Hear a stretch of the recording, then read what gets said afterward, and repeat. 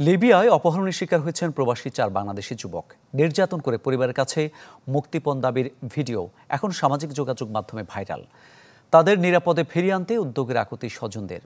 এদিকে ত্রিপোলিতে পাবনার এক যুবককে অপহরণের ঘটনায় দুজনকে গ্রেপ্তার করেছে পুলিশ।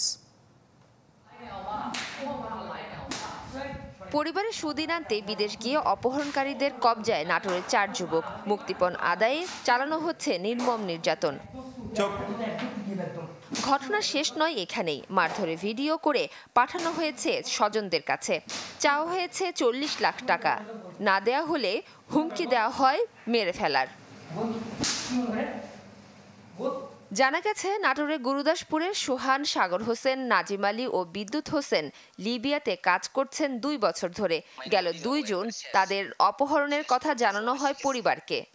আন্টি, আমার কিছু করার নাই, বুঝছেন?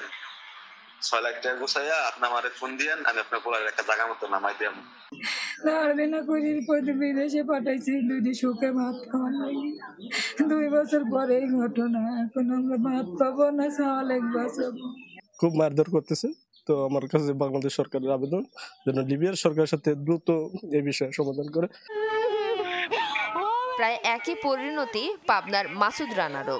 গত 14 মে ভিডিও কলে নির্যাতনের চিত্র দেখিয়ে দাবি করা হয় 10 লাখ টাকার মুক্তিপণ।